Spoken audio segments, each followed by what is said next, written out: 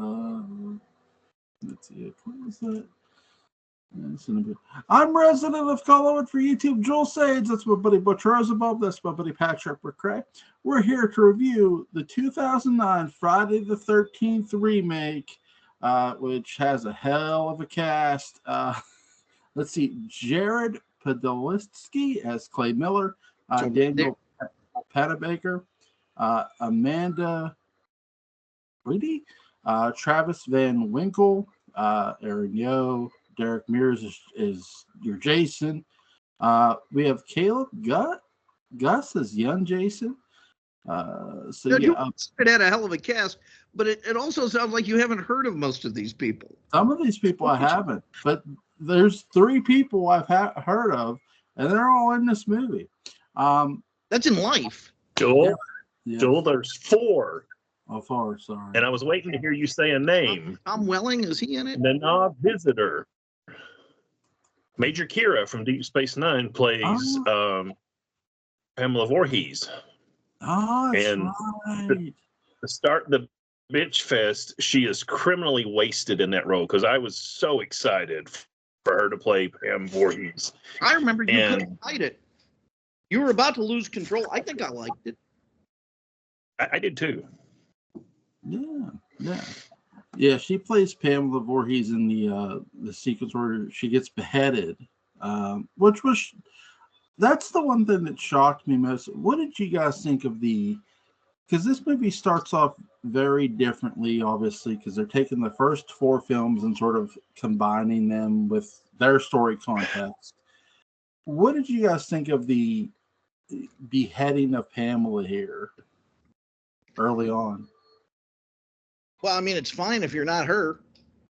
I mean, it's a bad day for her. But I feel odd saying, yeah, the beheading was fine. But I don't object to that as a storytelling element in this. It's not like Hamlet's in drag or something that really throws the play off. It's all right. Joel, let me ask you. I'll turn it around. I know Butch wants to get in here too, but what is it that is so canonically unsettling to you, shocking about this obscene breach of continuity? Well, this movie here, I picked this movie, by the way. I'll take the full heat and blame. Oh, it was a fine film. But with this movie, the one thing I find most curious, and I think I get why they're doing this, the early beheading of Pamela Voorhees is just there to tie Pamela in. That's it. Just to tie Pamela to Jason. That's it. They're not going to... This isn't a whodunit.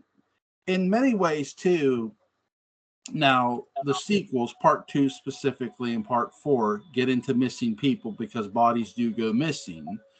This movie gets into missing people too, which I really liked. Now, did I love the full-on explanation of I don't see... He kidnaps the one woman because she looks like Pamela. Okay, and I get that. But my thing of it is, that doesn't really explain what he did with the rest of the people who went missing, other than he probably killed them. Yeah, you're looking for like rational causality from a machete wielding madman who's indestructible and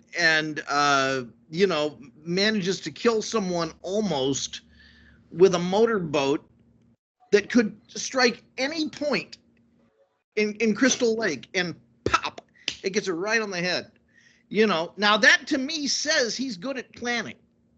Yes. But at the same time, I wouldn't wring my hands too much in worrying about the inner continuity of the life of Jason Voorhees. This is not Whopper from War Games, as far as villains go. It's not Brainiac. It's the little things that get me, Patrick. Well, that would have been if Peter Dinklage had been in it. A butter knife instead of a machete. Yeah. But to him, just as deadly. Yeah. But you go ahead. All right, Joel, let me help you out here, buddy. Sure. When you think Friday the 13th, what do you think of? What's the first number one thing you think of? Jason. That's why Pamela was killed off in the first 5 minutes. Yeah. You throw it in, so you have the little bit. We have the one kill, ma, to explain his rationale, and a lot of people forget. It was even the question in Scream: who's the killer in the first Friday the 13th? It's Pamela. It's not Jason. So. Yeah. We had to introduce her and get rid of her. I mean, she's Hamlet's father, to pick up on Patrick's analogy here. Mm. She's not, she is the MacGuffin. She starts it off, and that's all that matters. And like you said, this is a conglomeration of 1 through 4, and truthfully, she's immaterial to this. Yeah. So, honestly, if you take classic film, Citizen Kane and that kind of stuff, Friday the 13th Part 1 is probably the best film because it is a murder mystery. Yeah. And it's a pretty good murder mystery. Other than the fact you're like, who the hell's the killer? But Sean Cunningham, Sean Cunningham shared his directorial credit with Greg Toland also, just like Orson Welles did with Citizen Kane. So there you go. But so we have to introduce her. We have to kill her to get Jason's motivation going on. Now you did mention something that's on my little notes here, my note sheet, about why he kidnapped the girl. I don't know. Nobody knows. I don't think the screenwriters know, because it's not like he's there in Part 2. Yeah, basically, it's not in Part 2 where the chick puts on the sweater and she's like, Jason, and he's confused, like, okay, is this mom? Yeah. No, he knows that's not mom. I think we can deduce pretty. We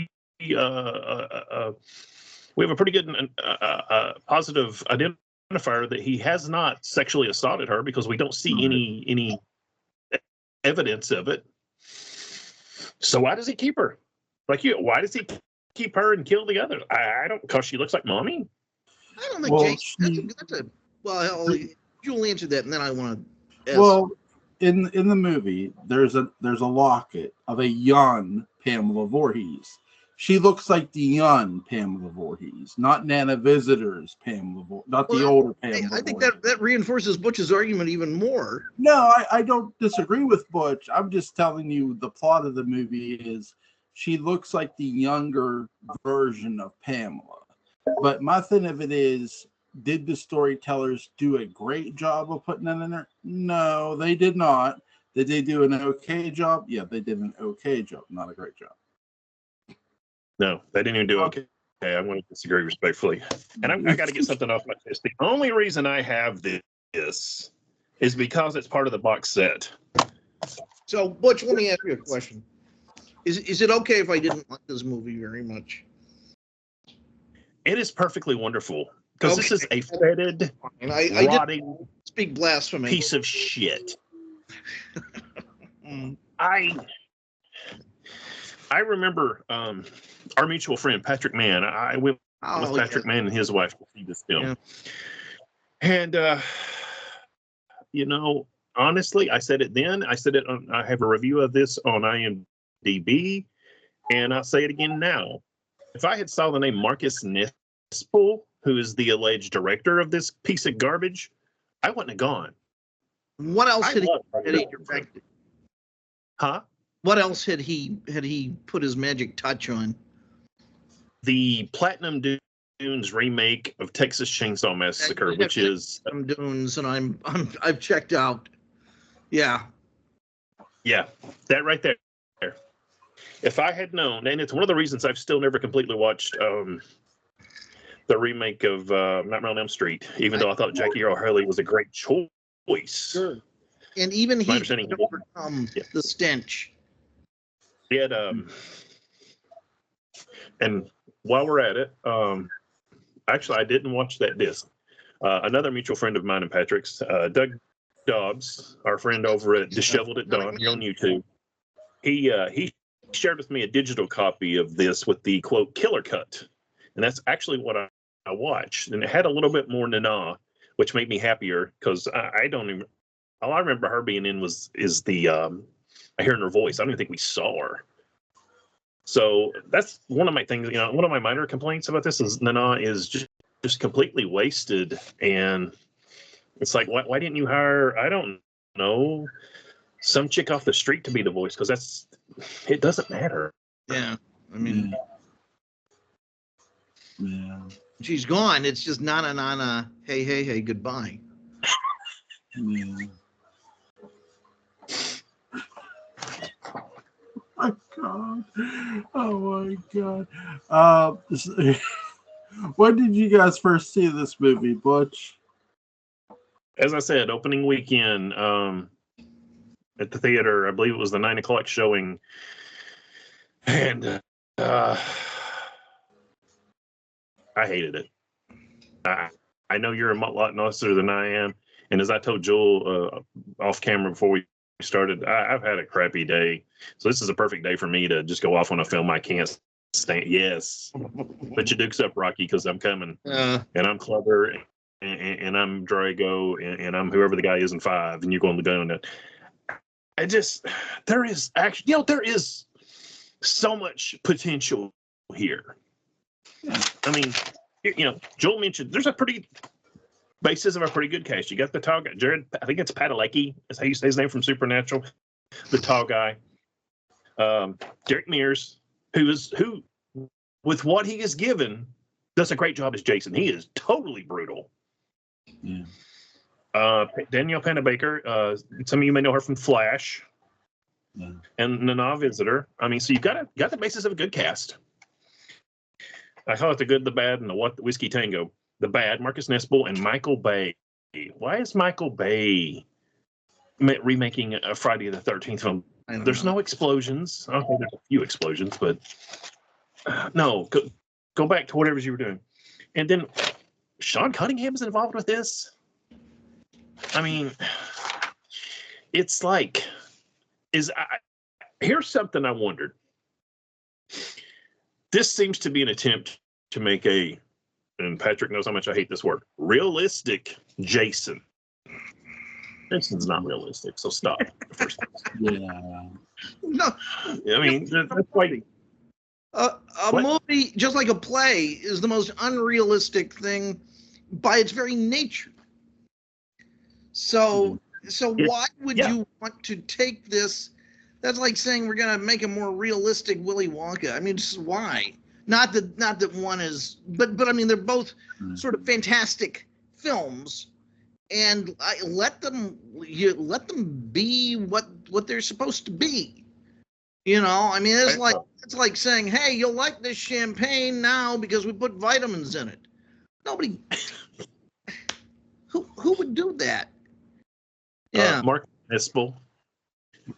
My friend Paul, who is a big Halloween fan, we text back and forth, and sometimes Michael can't kill his sister, Jason loves his mother, good fun back and forth. Yeah. And he said, he likes this film, and I said, of course you do, because this is a Halloween film. Because this isn't Jason, this is Michael. Because this guy's very tactical, very studious, very sneaky. And Jason, to me, is just power. I'll be listening and participating. Just the camera won't be on for a second. Okay. I got a ton of questions here because I keep coming up with them. One of them is about low-hanging fruit. I'll get to that in a minute.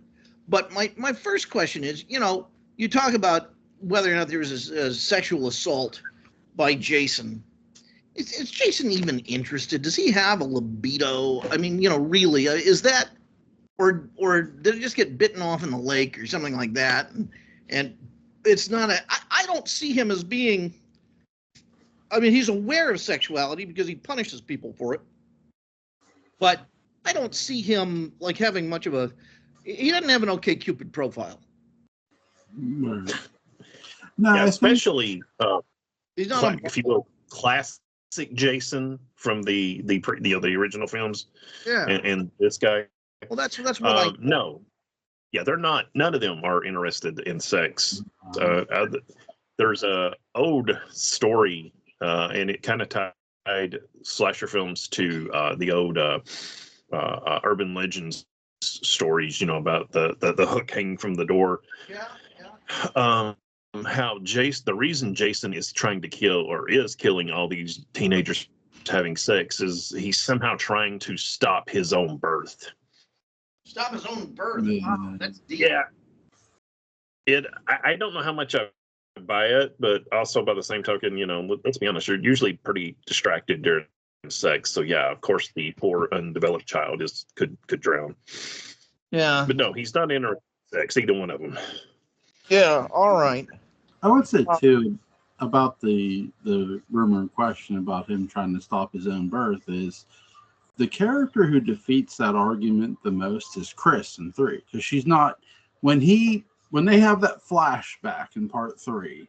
Chris is alone in the woods. There's no man with her. She's not like to my knowledge she hadn't had sex, but with that character, it's like, and then you get into Rennie, same thing. Like did that character have sex? Probably not. Her experience with Jason was her uncle like, oh, you need to learn how to swim because Jason's still at the bottom of this lake, and it's like, so that like in the whole franchise, there have been so far 2 women who had prior encounters with Jason that are just like, that's odd, but okay.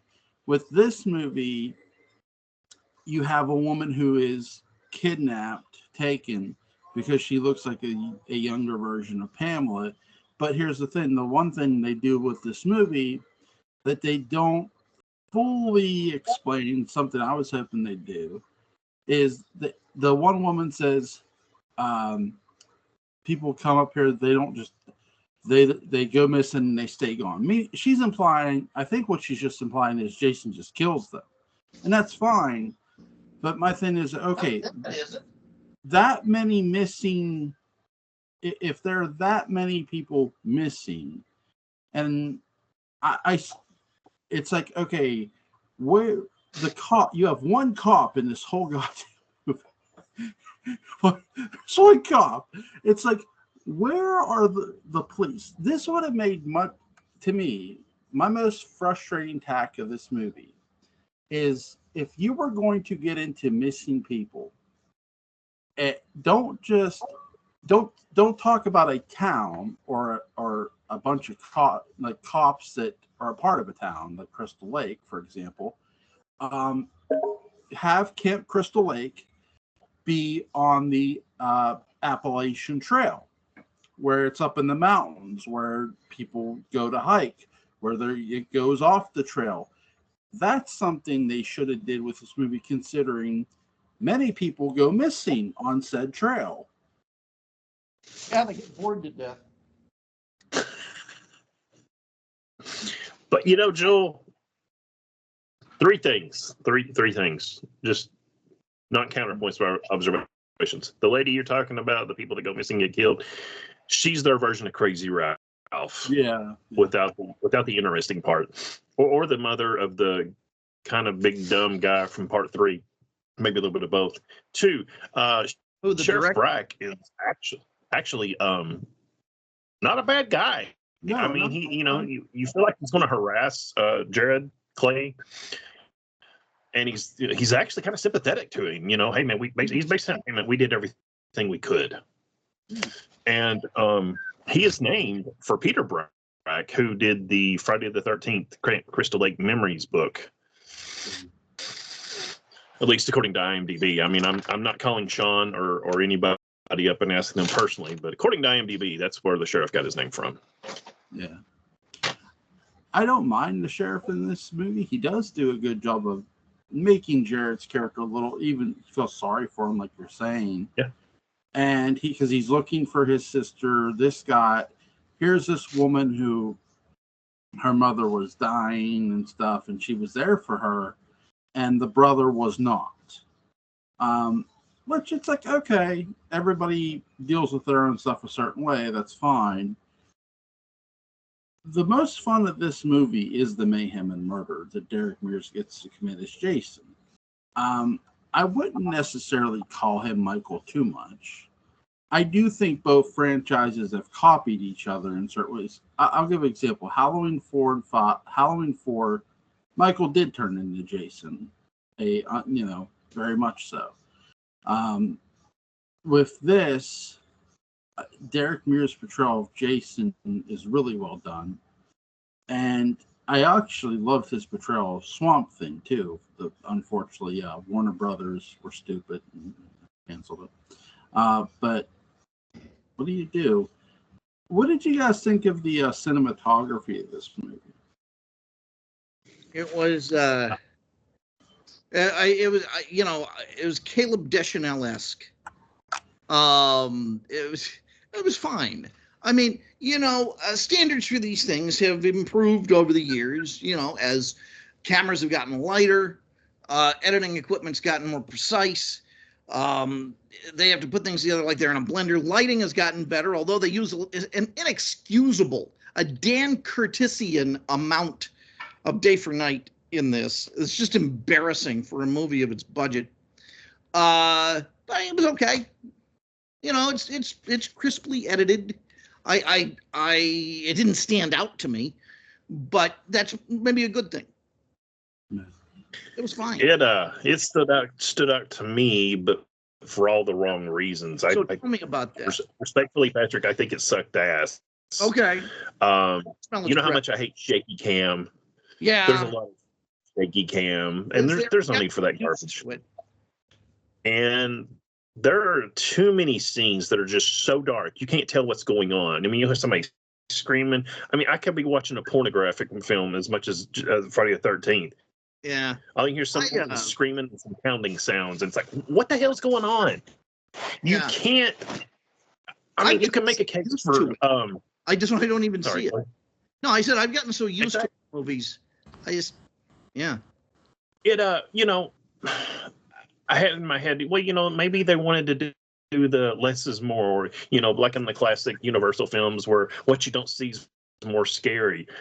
Sure. I'll agree with that if it's done right. However, you're in a film franchise. I think this is the 12th film in a film franchise that is known for showing these type of things. Yeah. And bright light with really bright blood red.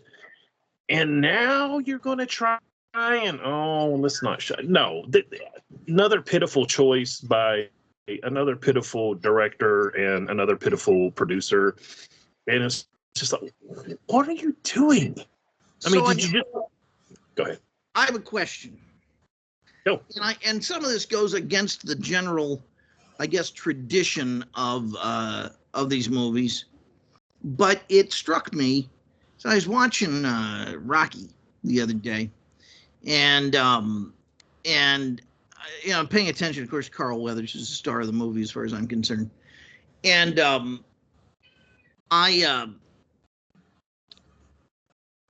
thinking about Carl Weathers, I started thinking about Predator. And, Predator is a good example of a movie that really tests the mettle of its villain by putting him up against really tremendously qualified heroes. Yeah. Now, these guys are way more qualified than the Marines and aliens. They easily, I think, could have taken out the aliens had they been in that franchise. Why do these movies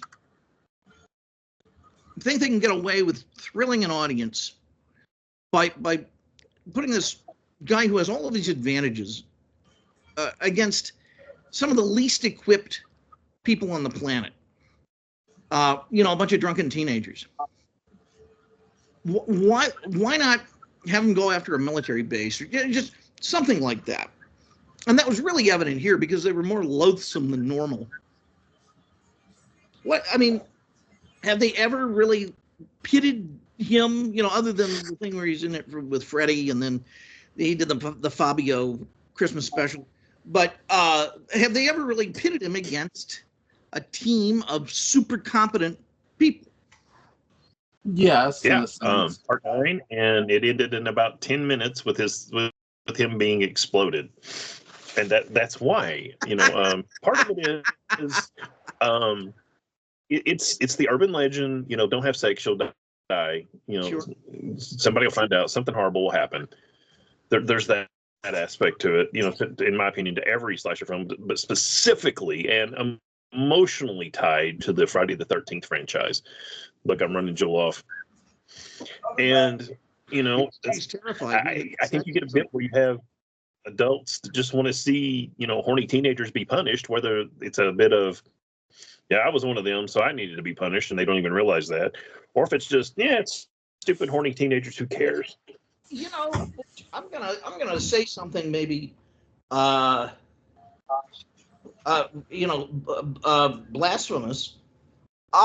No, go ahead.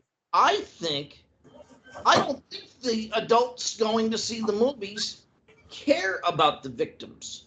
In terms of, Mary Lou, if we don't see some horny teenagers die, I'm asking for my money back. I think somehow that is a cliche that has gotten kind of caught in the firmament of making these things. And the filmmakers, for some reason, believe this is the ritual that they have to put these people through.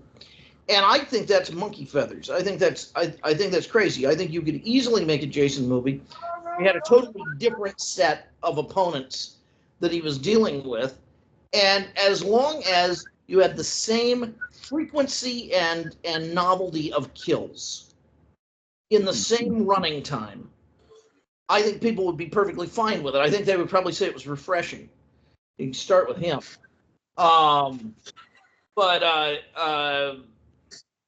Jesus Christ. I don't disagree. I think part of it is, 1, 2, 3, and 4, especially. The Hollywood's ideal of a sequel is basically make the same film over and over with slight variations. I mean, it worked well for the Bond franchise for 30, 40 years. Yeah.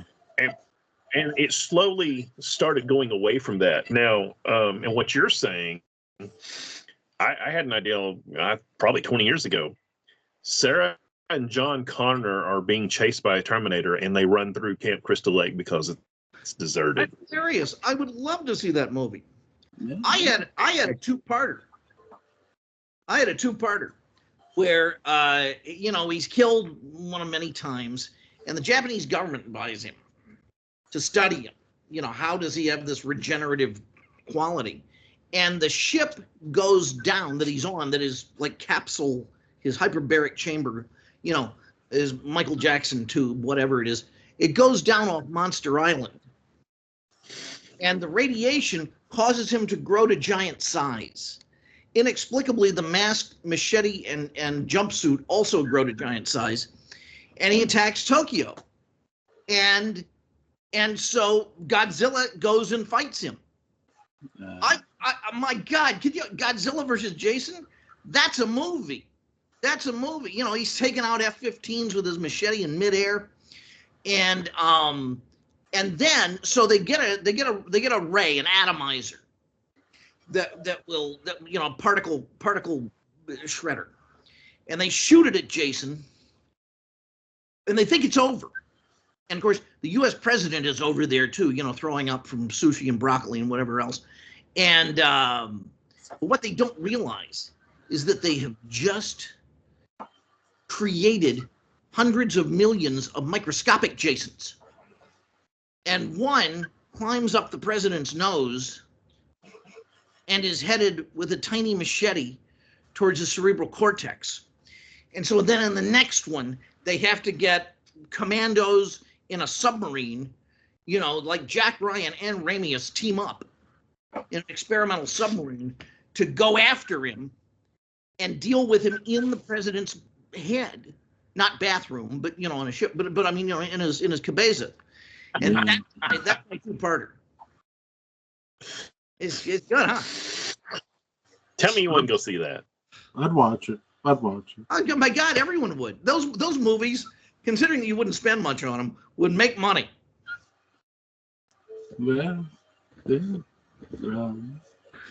Joel, now that you've lost complete control of this video, what's next? With Robert Culp as the president. My God. I'm trying to think of the point I wanted to make. Oh, okay. With this movie, with this movie, UD with Jason, Jared's character and his sister do get out, but not unhinged, because after they've dealt with Jason, they throw his mask in the water, I guess along with his body. He jumps out of the water and grabs somebody, whoever you want to think. I hate this ending, though I know it's a weak ending. They could have did better with the ending. Jason, and the one thing I do think I'll give this film a lot of credit for, Jason is still a legend within this film. But yet, with this film, they don't seem to.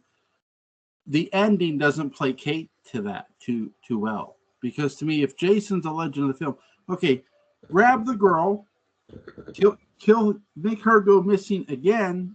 Only this time she's dead instead of just missing. And the one survivor is her brother, and they blame it on his ass. Because who believes in a goddamn legend? Yeah. If he were a legend, this is what should happen. The good guys have him dead to rights, and they're mounting their attack. They're coming towards him, and the children of the town, gather in a circle around Jason to protect him, because he's their legend. Yes. He's their inspiration, and that's really why he'll never die, because he exists in the hearts of kids, even grown kids. Yes. Yes. I don't know. I didn't see the ending. I had to be on the show. I don't know what happened. I guess they destroyed the Death Star. Joel, have you watched 4 recently? Yes. You remember the guy? The character's name is Rob Deere. Yeah. He's he kind of gets involved with Corey Feldman's sister, and you eventually find out that he's searching for his sister, who was a character in part 2. Yep. So I feel like Clay is Jared Padalecki, or however you say it, Jared P, is a new version of that character. Yeah. And Danielle Panabaker is a version of the sister, whose name is escaping me at the moment because I'm mowed and I'm tired. But honestly, what I feel like this film, and one of many things it was missing amongst, a better plot, interesting characters, and logic, they should have introduced a version of Tommy Jarvis. You mentioned brother. That's a good idea. Yeah.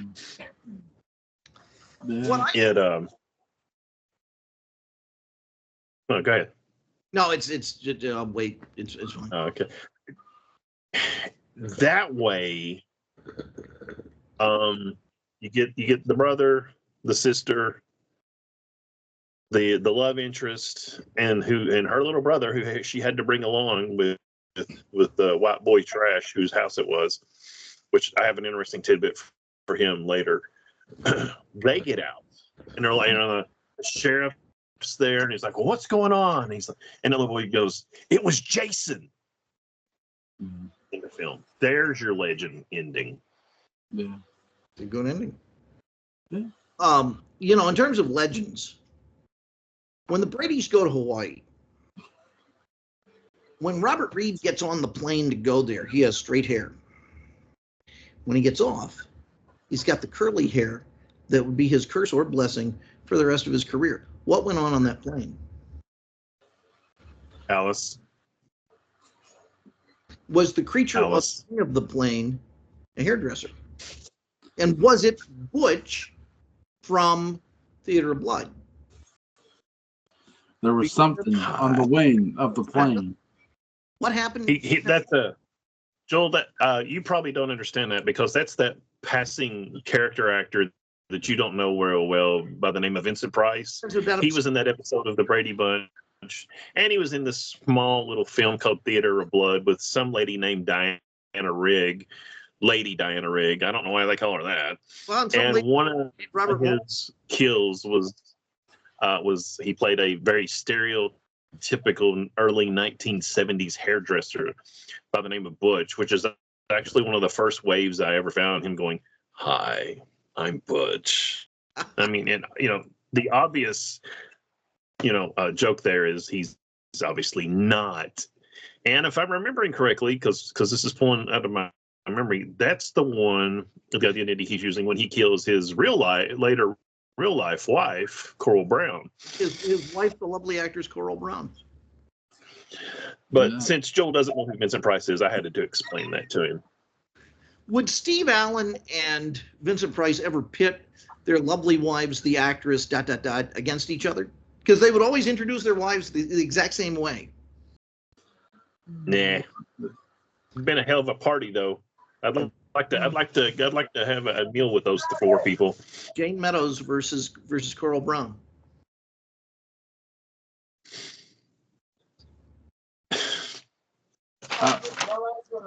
Joel? I will. Give me a minute. Is that your wife? No, that's my son. This is the only time I've made that error. Well, he has a expander in because he's getting braces, so if he's hard to understand. Hard. Yeah. So what do you guys give this movie 1 out of 10? Like a 2. Yeah. 0. Yeah. And I'm being nice, not going into the negative. I can accept it a little bit better when I look at this and I go, there's classic Jason and then this shit.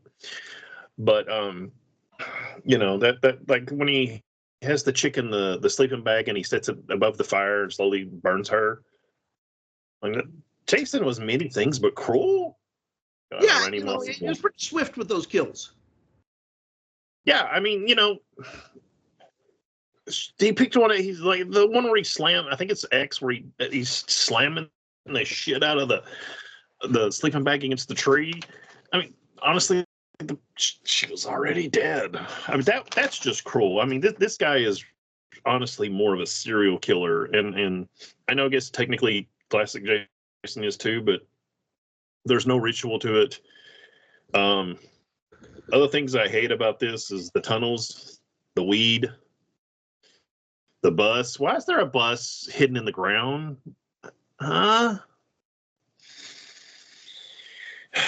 According to IMDb, this was filmed in Austin, Texas, which makes no sense to me. Well, that's, Henry Knowles was going nuts over this movie when it came out, of course. Yeah. He'd been well paid.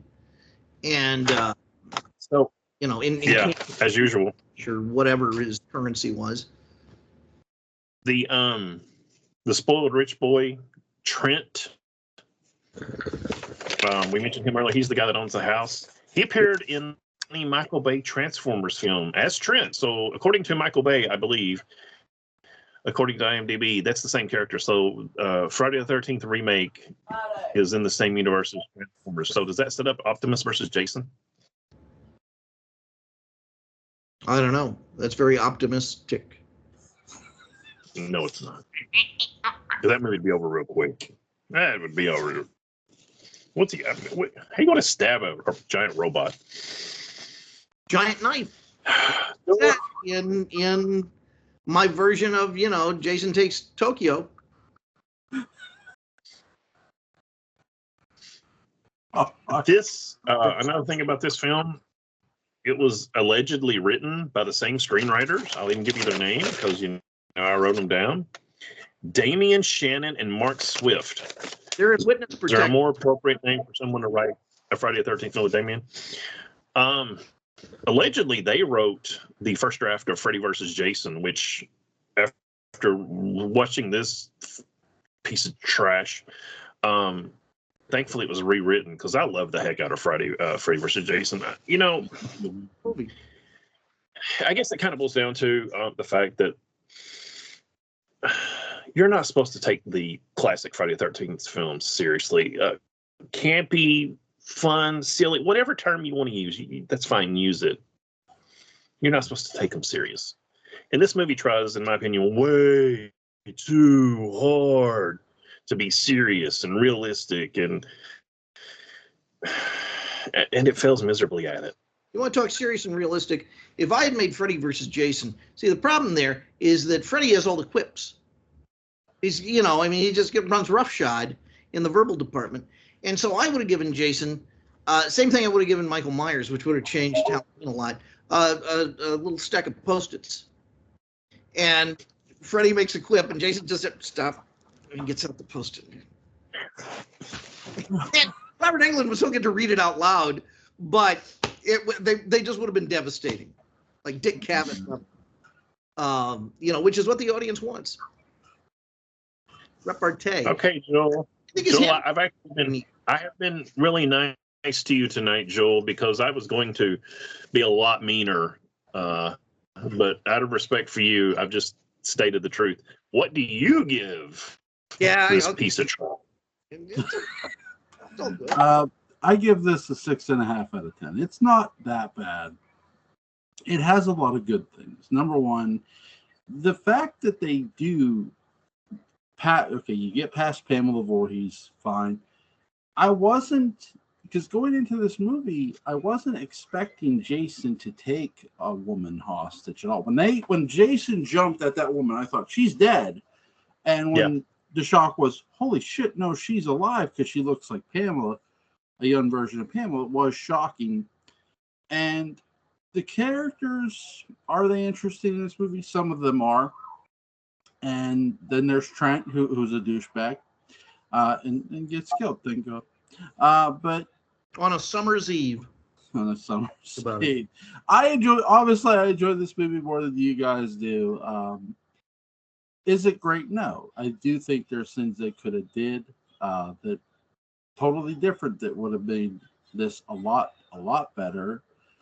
Could you have done another whodunit? I don't know. Maybe you could have. There's only been 2 in the franchise. There's the first one.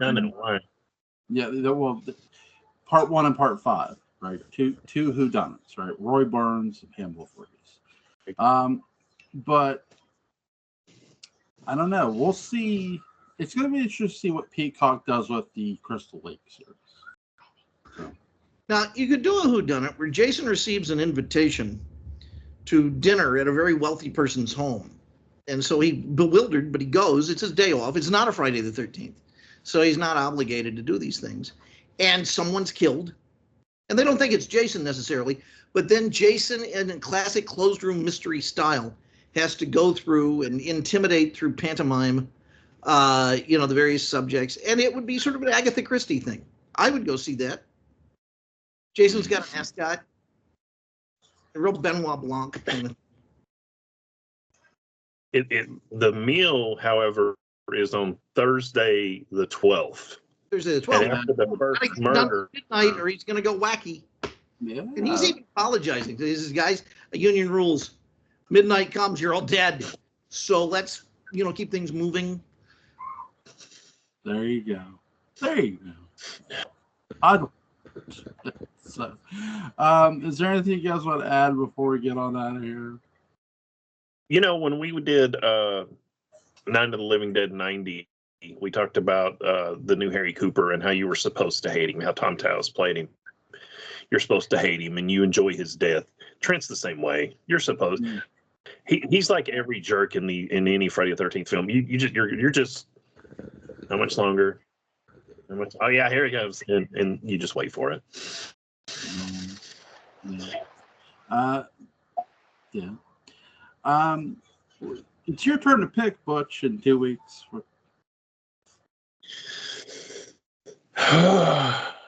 Joel?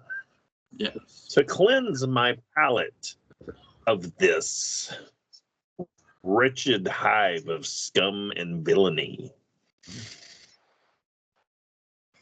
I'm actually got to think. I've got like 3 films I'm working on. I'm trying which one I want to do. I tell you what, Patrick, if you want to join in, I want to list 3 films, and if you want to be here with us, I wouldn't be anywhere else. Casablanca, The Sleeper. Maltese Falcon, Uh-huh. or the original Star Wars episode, what they now call Episode 4.